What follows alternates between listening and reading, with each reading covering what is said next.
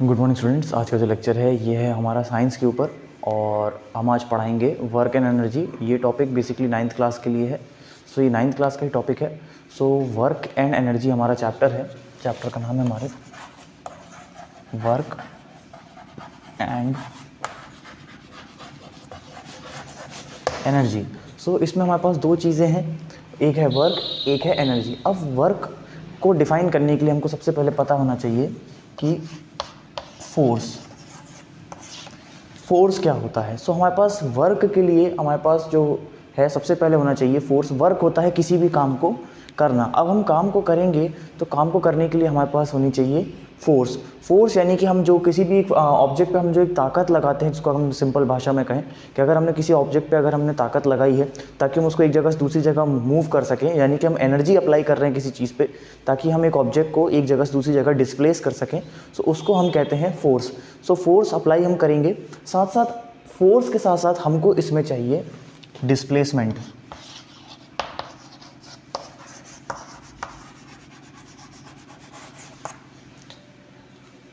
Force और displacement. अब displacement मतलब होता है जब कोई भी एक ऑब्जेक्ट अपनी जगह से हटकर दूसरी जगह पर पहुंच जाए, यानी कि जो उसकी इनिशियल पोजीशन थी वो चेंज होके दूसरी हो जाए, यानी कि इनिशियल और फाइनल पोजीशन में एक डिफरेंस होना चाहिए। सो डिस्प्लेसमेंट मतलब होता है कि एक जगह से दूसरी जगह एक ऑब्जेक्ट खिसक गया यानी कि चला गया।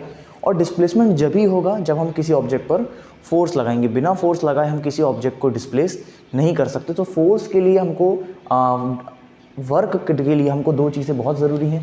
पहला तो है हमारा फोर्स और दूसरा है हमारा डिस्प्लेसमेंट। इसमें जो कि है जो वर्क का जो हमारा जो फॉर्मूला होता है,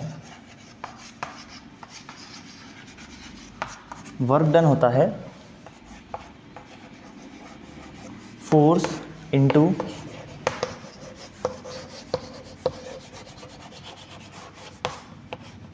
डिस्प्लेसमेंट। जो वर्क डन होता है, वर्क डन का जो फॉर्मूला होता है, हमको वर्क निकालना है कि कितना काम हुआ, तो उसके लिए जो सबसे पहला का होता है वर्क डन वो होता है फोर्स इनटू डिस्प्लेसमेंट, यानी कि जितना हमने फोर्स लगाया इनटू कि ऑब्जेक्ट कितना डिस्प्लेस हुआ। तो ये हो जाएगा हमारा वर्क डन का फॉर्मूला, जिसमें कि हमको फोर्स भी चाहिए और हमको डिस्प्लेसमेंट भी चाहिए। अब अगर मान के चलिए कि इसमें हमने किसी ऑब्जेक्ट में फोर्स नहीं लगाया तो हमारे पास डिस्प्लेसमेंट की वैल्यू जो भी हो, लेकिन अगर हमने फोर्स नहीं लगाया तो डिस्प्लेसमेंट तो होगा ही नहीं। तो यानी कि अगर फोर्स नहीं है तो भी वर्क डन नहीं होगा। या अगर हमने फोर्स लगाया, मान के चलिए कि ऐसी कोई कंडीशन है जिसमें कि हमने फोर्स लगाया है लेकिन उसमें डिस्प्लेसमेंट नहीं हुआ, जैसे कि अगर हम कहें कि अगर हम किसी एक वॉल को पुश करते हैं, एक दीवार को अगर हम पुश करते हैं तो दीवार अपनी जगह से नहीं हिलेगी, तो उसमें हमने फोर्स तो अप्लाई किया लेकिन उसमें डिस्प्लेसमेंट नहीं हुआ, यानी कि डिस्प्लेसमेंट की वैल्यू वहाँ पर हो जाएगी ज़ीरो। तो फोर्स इंटू ज़ीरो, तो वर्क डन हमारा आ जाएगा ज़ीरो।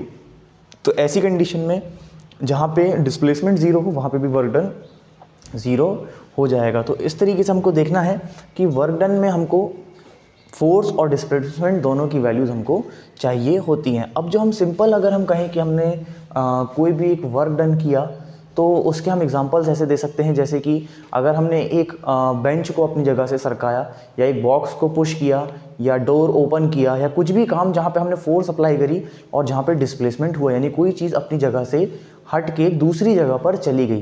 देखिए डिस्प्लेसमेंट मतलब होता है कि अपनी पोजीशन से हट जाना, ये नहीं कि वापस घूम के वहीं आ गई। अगर मैं कहूँ कि एक ऑब्जेक्ट यहाँ था, ये घूम के वापस यहीं आ गया अपनी इनिशियल पोजीशन पे, तो ये इसका डिस्प्लेसमेंट नहीं होगा। इसमें डिस्प्लेसमेंट नहीं होगा क्योंकि ये यहीं था, इसकी इनिशियल पोजीशन भी यही थी और जब ये ट्रैवल करके वापस लौटा तब भी यहीं लौटा। तो ये डिस्प्लेसमेंट इस कंडीशन में हमारा जो एस की वैल्यू हो जाएगी वो हो जाएगी ज़ीरो। तो यहाँ पे डिस्प्लेसमेंट नहीं माना जाएगा। तो डिस्प्लेसमेंट मतलब ये होता है कि अगर मैं कहूँ कि ये सिर्फ यहीं जाके रुक गया था, इसने इतना पाथ ट्रैवल किया ही नहीं, तो इसको हम मान लेंगे डिस्प्लेसमेंट। सो इनको आप नोट कर लीजिए।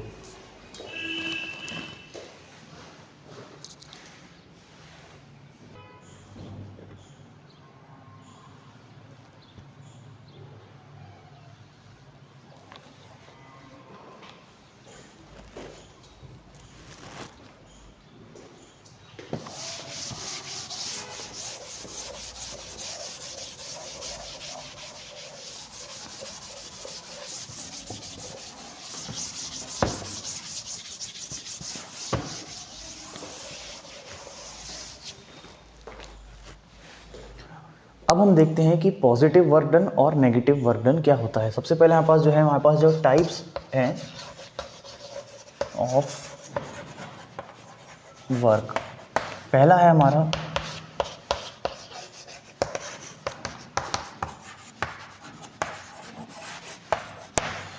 हमारा पॉजिटिव वर्क। पॉजिटिव वर्क वो होता है जिसमें वर्क डन में जो हमारा फोर्स है, फोर्स देखिए हमेशा पॉजिटिव रहेगा, फोर्स हमेशा पॉजिटिव रहेगा, फोर्स की वैल्यू हम कभी भी नेगेटिव में नहीं ले सकते। लेकिन जो हमारा डिस्प्लेसमेंट है, डिस्प्लेसमेंट जिसको हम एस से डिनोट करते हैं, फोर्स होता है एफ और एस मतलब होता है डिस्प्लेसमेंट।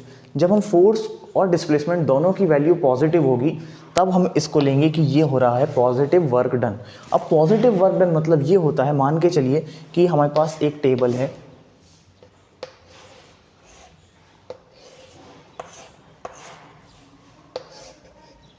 इसके ऊपर हमने एक ब्लॉक रखा हुआ है, यहाँ पे एक ब्लॉक है जिसका कुछ एक मास है, इसको हम इधर खींच रहे हैं, एक रस्सी लगा के इसको हम खींच रहे हैं, तो इसका फोर्स का जो डायरेक्शन है वो भी इधर है और जो डिस्प्लेसमेंट है वो भी इधर है।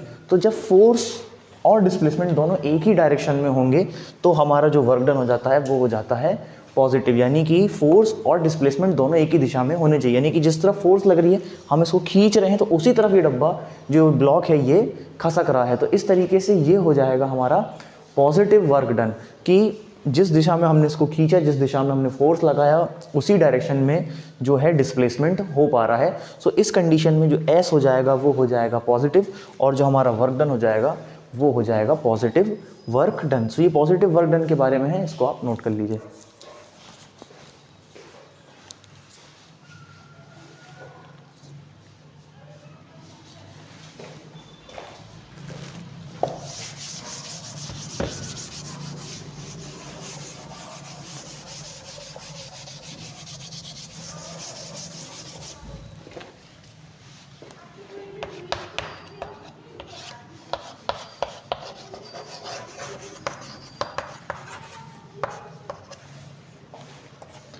नेक्स्ट आता है हमारा नेगेटिव वर्क। नेगेटिव वर्क होता है जिसमें कि वर्क डन में फोर्स तो पॉजिटिव रहेगा लेकिन डिस्प्लेसमेंट जो है वो नेगेटिव हो जाता है, यानी कि डिस्प्लेसमेंट जो है वो नेगेटिव हो जाएगा। जैसे कि अब मान के चलिए कि अगर हमने, ये हमारा ग्राउंड सरफेस है और यहाँ से ऊपर की तरफ एक स्टोन को फेंका गया है, ये एक पत्थर है जिसको हमने नीचे से ऊपर की तरफ फेंका, तो जो फोर्स का जो डायरेक्शन है, यहाँ पे जो फोर्स है वो ऊपर लग रही है, लेकिन जो डिस्प्लेसमेंट है, यहाँ पे जो डिस्प्लेसमेंट है वो किधर हो रहा है, वो अब आप देखिए इसमें अगर हमने फोर्स जो लगाया वो तो ऊपर लगाया था हमने, लेकिन जो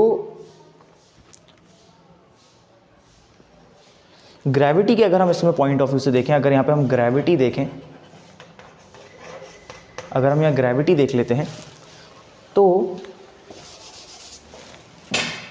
यहाँ पे जो डिस्प्लेसमेंट है ये ऊपर हो रहा है और जो फोर्स है, जो ग्रेविटेशनल फोर्स है ये नीचे लग रही है, यानी कि जो डिस्प्लेसमेंट है वो तो ऊपर हो रहा है क्योंकि पत्थर ऊपर फेंका गया तो पत्थर ऊपर जा रहा है, तो लेकिन जो ग्रेविटेशनल फोर्स है जो इसको एक पॉइंट जो इसको नीचे खींचने की कोशिश कर रही है वो डाउनवर्ड लग रही है, यानी कि जो फोर्स और डिस्प्लेसमेंट का डायरेक्शन ये दोनों क्या है, ये दोनों अपोजिट हैं। तो जब अपोजिट डायरेक्शन हो जाएगा तो यानी कि हमारा जो डिस्प्लेसमेंट है वो नेगेटिव में हो जाएगा, यानी कि फोर्स तो ग्रेविटी की नीचे लग रही है। अगर हम ग्रेविटी के पॉइंट ऑफ व्यू से देखें तो अगर हम देखें कि जिस दिशा में हमने फेंका तो हम पॉजिटिव मान लेंगे कि हमने ऊपर ही फोर्स लगाया था और पत्थर ऊपर जा रहा था, उस टाइम पे हम ग्रेविटी को कंसीडर नहीं करेंगे। लेकिन जब हम ग्रेविटी को कंसीडर करके चलेंगे तो फोर्स लग रहा है नीचे और जो डिस्प्लेसमेंट है वो हो रहा है ऊपर, तो ग्रेविटेशनल फोर्स नीचे अप्लाई हो रहा है और फोर्स जो डिस्प्लेसमेंट है वो ऊपर जा रहा है, तो ये दोनों एक दूसरे के ऑपोजिट हो गए दोनों, तो ये जो हमारा यहाँ पे डिस्प्लेसमेंट है वो हो जाएगा नेगेटिव, तो ये हो जाएगा नेगेटिव वर्क डन, यानी कि जो हमको वर्क डन मिलेगा वो हो जाएगा हमारा नेगेटिव वर्क डन। तो इस तरीके से यहाँ पे जो डिस्प्लेसमेंट की वैल्यू है वो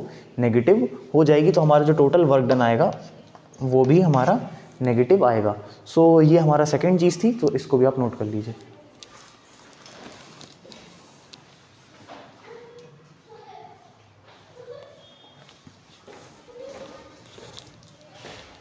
आज हमने पढ़ा कि वर्क और वर्क क्या होता है और वर्क के टाइप्स कौन कौन से होते हैं, पॉजिटिव वर्क और नेगेटिव वर्क, और उनके बारे में हमने पढ़ा, उनके एग्जांपल्स भी पढ़े। आज की क्लास के लिए इतना ही, थैंक यू।